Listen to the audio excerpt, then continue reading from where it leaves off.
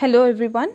So today I'm going to complete chapter number 4, that is the second part of this chapter, from temperature to thermometer.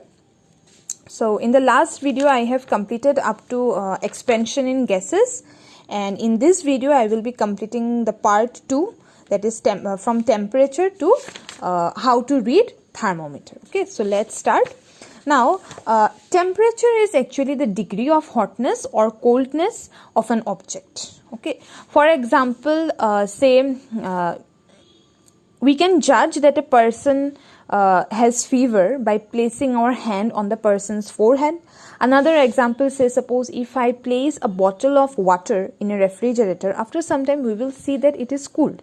But we do not know how, or we cannot say that how much a body is cold or hot. So that's why we will be needing thermometer. Okay, so thermometer is actually an instrument which is used to measure temperature.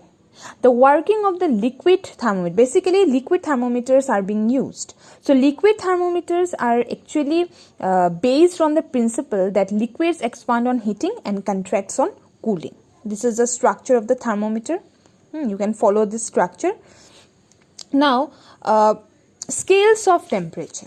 Okay, so scales of temperature is actually temperature is measured on either Celsius scale or Fahrenheit scales, and for many scientific purposes the absolute or Kelvin scale is being used. Okay, the SI unit of temperature is also Kelvin, but in India we normally use a Celsius scale of temperature.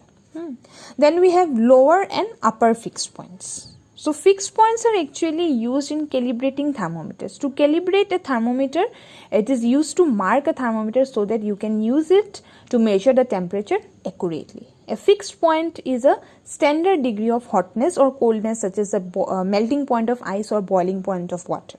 Okay, that's why we need lower and upper fixed points. In degrees, in Celsius scale, this Celsius scale is also called a centigrade scale, which is based on 0 degrees Celsius for freezing point of water and 100 degrees Celsius for the boiling point of water.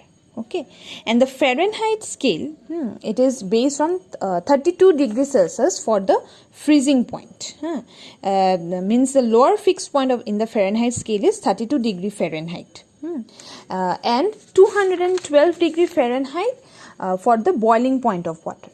For the boiling point of water, and the relationship between the two scale is given C minus 0 divided by 100 equal to F minus 32 divided by 180. Or you can write C by 5 equal to F minus 32 divided by 9. C stands for centigrade, or you can say degrees Celsius, and F is the degree of degrees Fahrenheit. Now, to convert degree Fahrenheit to degree Celsius, we have to use a formula as C equal to 5 by 9 into F minus 32. And to convert from degree centigrade to degree Fahrenheit, we will be needing F equal to 9 by 5 C plus 32. Okay, so these two formulas you have to learn whenever we have to convert from Celsius to Fahrenheit or Fahrenheit to Celsius. You have to use this formula, so it is very important. Okay, so let me show you one example of how to convert from centigrade to Fahrenheit.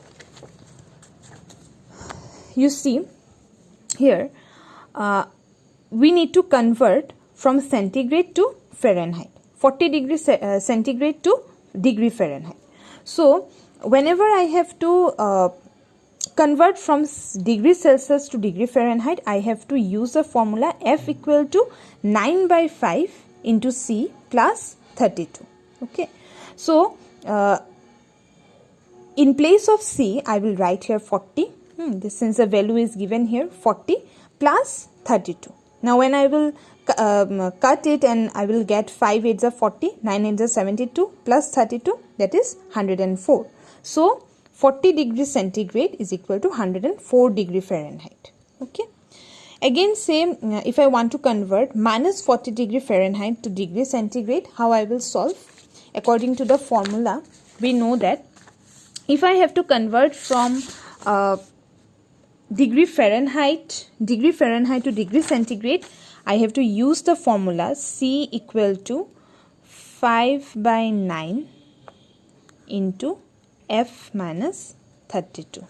Okay, so I will write here 5 by 9 into what is the degree of what is the value given, minus 40 Fahrenheit. So in place of F I will write here minus 40 minus 32. So in bracket how much I will get? 5 minus 9 here minus 2 minus 72, 9 8 is 72 and minus 40. So I will get minus 40 degree Fahrenheit is equal to minus 40 degree Celsius. Okay, this is the conversions. In your book there are many conversions in the exercises, many conversions are given, that is in page number 40. You have many conversions given. By using this formula you can solve this. Okay, I have already solved, you have already seen in your school app, I have already solved these problems. So you learn the formula, and in exam I will give you this sums to do, so you better learn the formula. Okay, next I will come to how to use a thermometer. Now thermometer are of 3 types. First is laboratory thermometer, clinical thermometer and digital thermometer. Now laboratory thermometer is actually used in laboratories to check the temperature of different experiments, and it is graduated from minus 10 degrees Celsius to 110 degrees Celsius. Okay. Then we have clinical thermometer. Clinical thermometer is mainly used to measure the temperature of human body. Okay, and the clinical thermometer, it differs from the laboratory thermometer on the following points. Like in clinical thermometer you will get from 34 or 35 degrees centigrade to 42 degrees Celsius.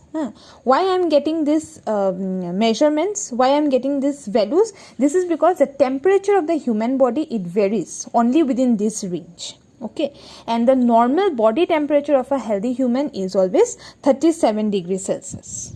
Okay, and clinical thermometer is mainly used for measuring the temperature in a human body. And in a clinical thermometer, first we have to place the thermometer in the tongue or under the arm of a person. And inside the clinical thermometer we have mercury, that liquid substance. Okay, and due to the warmth of the body, obviously this liquid will expand. It will push past the kink. Kink is actually the sharp curve which is seen in the clinical thermometer.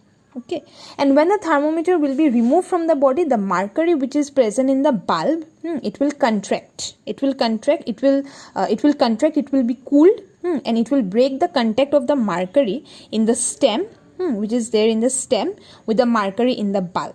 So the mercury in the stem, it stays where it is and does not drop back into the bulb. Okay, so the temperature can be read easily after the temperature has been taken. The thermometer is shaken to bring the mercury back to the bulb. Okay, then we have digital thermometer. Digital thermometer is an electronic device that measures temperature. And it is not made up of glass. It does not contain any mercury or alcohol. It works on a principle different from that of liquid thermometers. It is very expensive. It is also considered as very expensive thermometers. Okay. Now, in your page number 37, we have how to read a thermometer. In activity 4.6, there it is given how to read the temperature on a thermometer. You read this method. You will understand it. Okay, so up to clinical thermometer, it is very important. So you read this and read the question and answers along with the experiments that I have explained you, along with the question and answers that I have given you. Okay, and hope that you people are learning at home and doing your work. Please read the chapter. Reading chapter is very important. Don't skip any topic.